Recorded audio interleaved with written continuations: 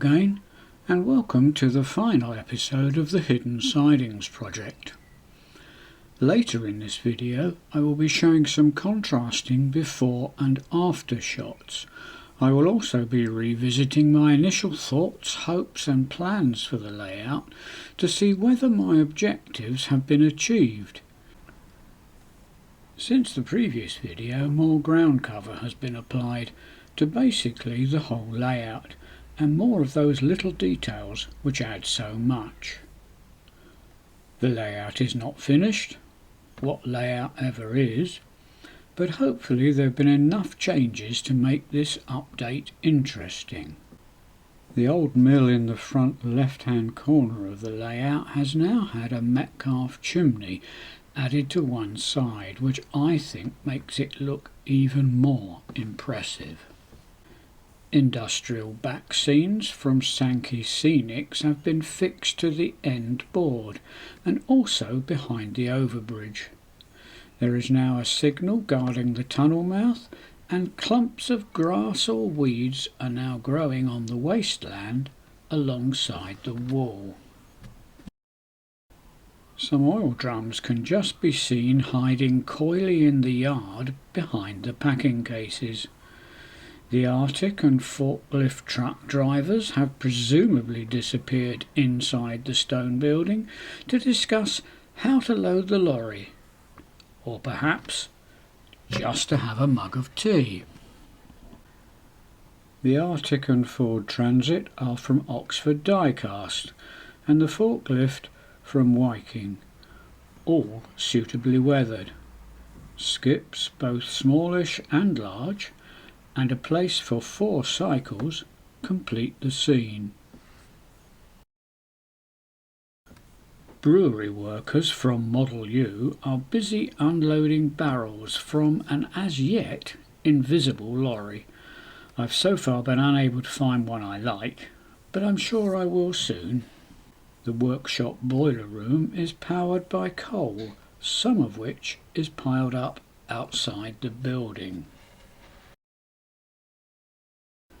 A little further along, a crossing gate guards the 2 private sidings and is next to my first attempt at scratch building.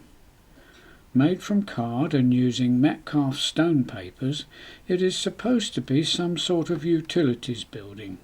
Electricity probably, hence the lack of windows. It covers up a point motor, and I think it looks quite good and not at all out of place. Sankey Scenic's back scenes have been applied to the right-hand corner of the layout as well as the left.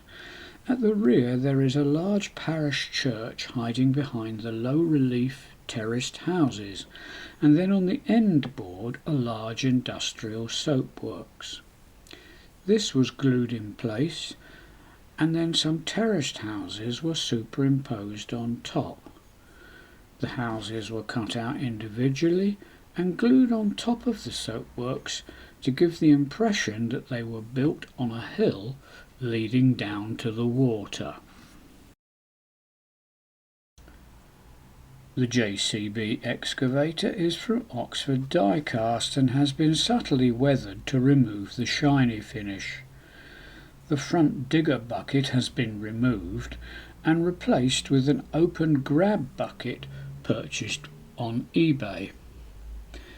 This is much more suitable for removing ballast from open wagons such as MSVs. A plate layer's hut has also made an appearance, as have a signal, a Ford van and a number of weeds. The baseboard now has a smart edge to it. In my mind, the 2 sidings along the front of the board are situated next to a canal or river, and the Will's stone wall sections represent the dock walls. The mooring posts are small section timber purchased from a local DIY shed, and the tyres and lifebuoys from Scale Model Scenery. Must get some mooring bollards though.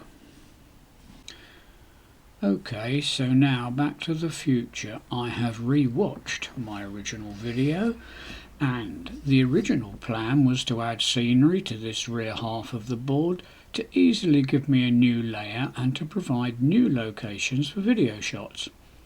It would also give me more scope for shunting, which is something I cannot easily do on the front half.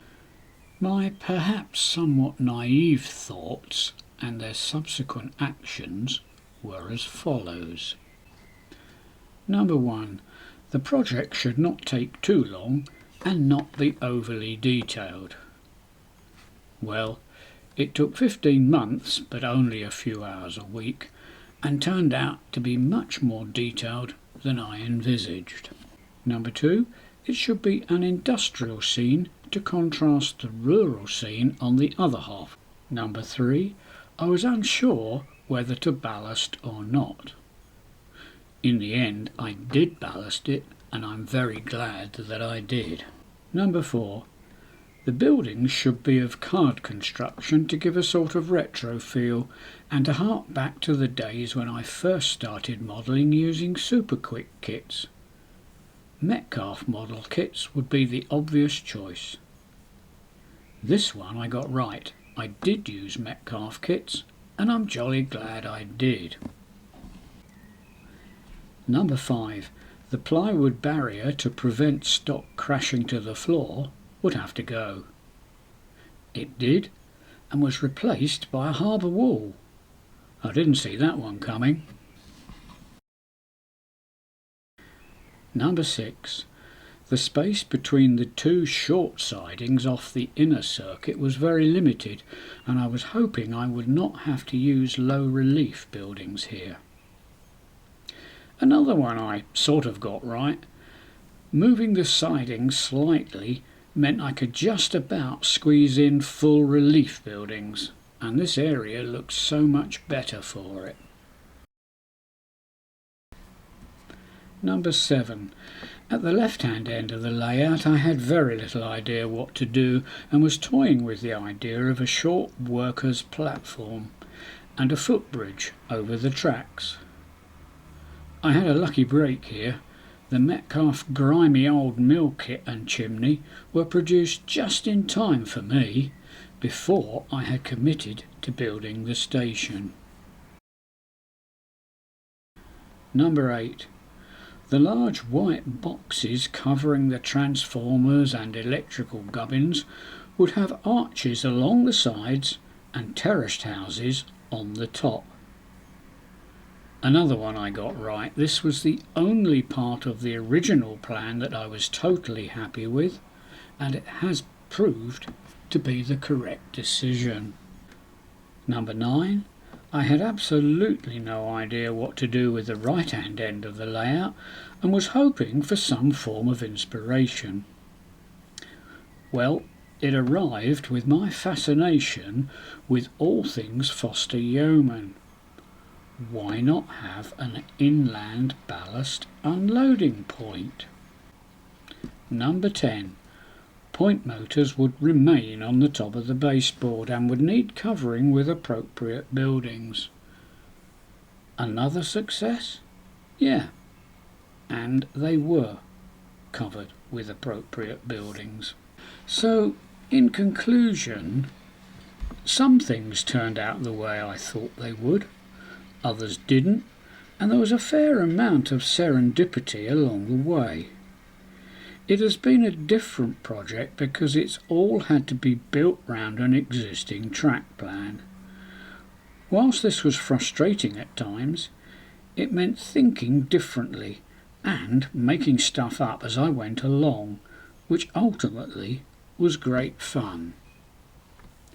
I am very pleased with the way the layout has turned out, and often sneak out into the garage just to have a look at it. And now it's built, I must no longer think of it as the Hidden Sidings project, but refer to it by its proper name, Tunnel Sidings. And also indulge in my other passion, running trains. So, thanks for watching. That's all for now, and see you next time.